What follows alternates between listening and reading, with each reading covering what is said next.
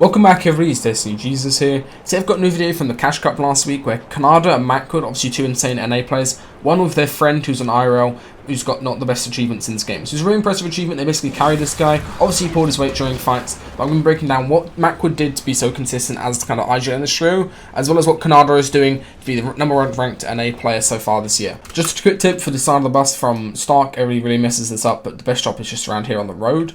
As you can see there, they get best drop for main chest. And also the big thing with Stark that a lot of people mess up on, and I see even pro teams mess up on, is even if you don't have quite the best drop, at least try to land next to your teammates so you avoid a situation where, like this Vizzled guy, he just lands completely split from his teammate and then he gets knocked immediately. Obviously you can land towards a floor spawn each, but you're much better just landing together next to each other. So Khanada gets to pick on backside, he's able to go down for those mats. And then these two regroup and instantly pushing towards the other henchman chest. That's kind of the main strategy for Stark. Take that main priority henchman chest, then push over towards Iron Man and this other henchman chest and try to emulate other people who have the chance of getting a spaz or spawn, and then it's pretty free from there. This is the main reason whenever you're playing an open round tournament, you're landing Stark or a mythic POI like Dooms or something. It's just because of the fact that these guys are leaving with 8 kills with only being in the game for 3 minutes. And obviously they come away with insane loot, which makes looking mid-game, as we're going to see here, really easy, and they can just set up pinches. They've got movement to exploit into boxes, and they've also got spazzes to out-trade anybody. This is a pretty standard mid-game that these guys do after looting Stark and basically completing all of that, is they rotate edge to first. They're basically trying to find an isolated fight the whole way back here. That obviously is kill cats, so they don't need to rush straight into Dooms or straight into mid-map. They try to find an isolated fight, and they find a team towards Laziums. And we're going to look at how they approach this. In my opinion, they played this quite bad, to be honest. They came on straight on the wall here. Mackwood's triple peeking all these 3 guys in a box, boxed up on low. Obviously, there's some information, the guys can be low. Mackwood gets double peeked, and there's 2 people with spaz there. It's kind of the worst way you want to approach that, is just playing a straight 50-50 angle. What Khanada does is excellent though, however, he throws him back. Perfect example, and now they just hold their walls and ramps, make space backwards, and he's trying to isolate a fight here. You see he goes for an isolated shot on these players as they're boxed up. They're still all W king forward. Perfect timing shot there. That wall edit that he did was completely open, is really perfect, just for preventing them from getting the pickaxe swing. And now look at the setup he does. In an enclosed box fight situation, he needs to have a right-hand peek advantage on these players. So he edits his left-hand side of the cone, plays around the right. 180 pump. Again, does the exact same setup. Right-hand peek, cone slide, 150 pump. Perfect setup there. It's really useful to do if you're in an enclosed situation. And so you can get that right-hand peek on multiple enemies to limit off the line of sight so you can't get double pumped.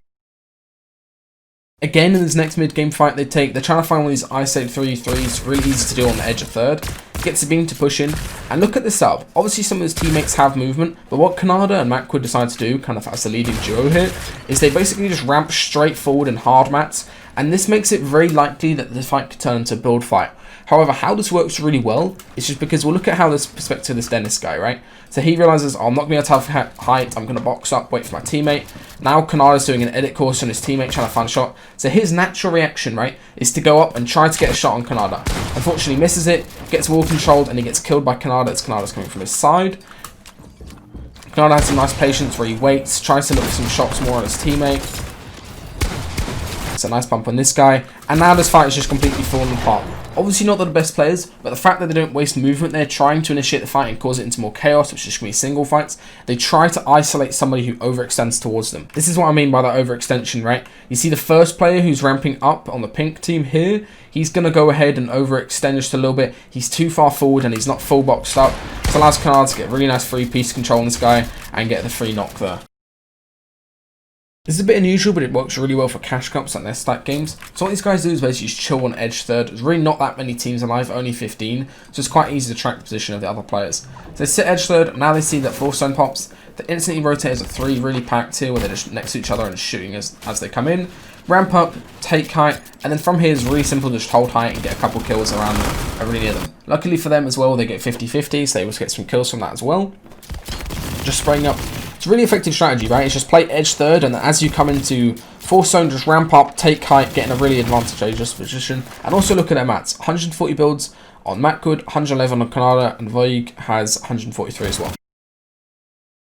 This is a height setup that I'm seeing used more and more frequently in trios, and it's really effective, A, for just getting a lot of placement points, just because you can maintain height and get a free win from it if you have good heals, and also B, just getting a lot of kills and wiping out the lobby as quickly as possible. So what it is basically Mackwood is playing this left-hand side. You see him just tarping towards the front. He's looking for these angles back on players. Vega's back here just shooting down, and he's kind of got this backwards angle, so anybody rotating upwards, let's say like this guy there, he'd be able to get a beam on if he was looking at that correct timing. Now we've got Khanada playing the ultimate height position. It's pretty standard, just one player on ultimate. Also make sure that he has these mobility items to get down, and he's also geared up for the heal game with chug splashes there as well. Really simple stuff, allows them to just go for sprays in non-stop. They can just spray in pressure from all different angles, makes it very hard for anybody to get off mid-ground and come up for a heal. And it also allows his timing, so Vega's able to just drop down and get a free shotgun kill when players trying to heal up because he has his teammates there spraying. Nice piece control on the exit.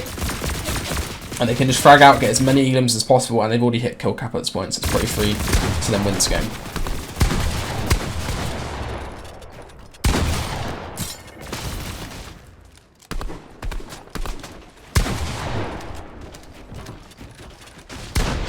Lovely stuff. So after they have that necessary high kill win earlier in the Cash Cup, landing at Stark, they result into their safer drop, Mackwood's home of Craggy Cliffs. Pretty safe split that they do here as well. They all land in towards these back buildings, and they concede the main building. Mackwood looks for some shots, and look what Mackwood actually does, is he loots up this building really quick, just pops minis, doesn't even waste time, gives his teammate a shield, gives his teammate the big, so he doesn't waste any time. And then look how he immediately comes over towards his main building, and he takes his positioning play and the height play as well. Very early, they've only been landed here for a minute, the other team's still in this building, popping the barrels together, and he takes this height, and at this point they basically won the fight just because the other team can't go for a height play, they can't go for a build fight because the mats don't allow it because they've been farming up the barrels. I'll skip forward a little bit because they have a little bit of engagement, then they re-engage in a box fight type situation. So look at this angle that Mackwood's going for here. Vega and Khanada are coming in from above, while Mackwood comes up and sets up here on this nice side angle, allows him to get a 90 crack on this guy to begin with. Then he also is just confident in the AR challenging the other two players boxed up and refarming. Gets a lot of damage. Now Khanada is here playing this really nice safe Arkham right end peek. It's really good for churros that we just covered in our last video. Gets his angles, comes through, gets the knockout of the sky there as the other player panics. That's how good that angle is. The other players can't even counter peek at all. Now Mackwood is ready to come in and initiate the box fight. Drops down safely on a cone, goes for the safe range peeks with his pump, playing his range. Free knock on this player, then he drops down together with his teammate, and they double peek here. Free wipe. Very simple fight, really didn't invest too much in it, and they don't waste any shield at all during that. So as we come into late game here, you can see Mackwood leading the top, and you're also going to see how Khanada's zone wall mechanics really pay off in endgame, and why they're one of the best ways to practice. So you can see here Mackwood scouting through his stair, and look at this information he gets just by scouting this brick stair here. He sees that player at the front side not playing height correctly. Other two are kind of shambles on height. Gets the catty launcher shockwave up, so he just makes it into a 2v2 since Vega's just gone down. So over to Khanada's perspective, you can see what he's done. He's hit a 200 pump on Vix as he's distracted. Now Mackwood's going to go for a bouncer play up. They're really desperate to go for this high gun since it's one of the easiest ways they can win a game. Nice wall placement, and look at this movement that Khanada does here. As he gets that cone slide and the back wall piece control, as he moves to left, crouches, makes it so AJ really doesn't have a chance of hitting a big shot there. Both bounce it down since the height was too high. Now it's just a really free game. Look at this play that Khanada goes for, gets that cone control on the upside, realises the other player just shot the wall, so he opens up with a nice wide open edit where it's very unlikely that misses the shot, and a very free height hold from here. This is a really nice awareness play that you need to have, and it just comes from just looking at your teammates' health and understanding what counter plays the enemies can be making, especially in moving zones. So as you can see here, Khanada and Mackwood are just spraying down, pretty simple, just trying to pressure the guys below him, and Mackwood gets bloomed for and loses a lot of his health. Khanada realising this and the fact that he's just lost all that health, immediately starts doing these kind of 180s where he goes up and secures height. So as Scented comes up here, he's able to drop, get the timing pump as he's trying to focus Mackwood, and then as it's a pretty free win since Mackwood drops down, gets the beam as he drops, and the wins the pump trade versus Waffles. As always, if you guys enjoyed this video and learned a couple of new things, make sure to leave that like, and also make sure to check out my box fight masterclass. I've just updated it with a couple duo videos that should be coming out very shortly as well.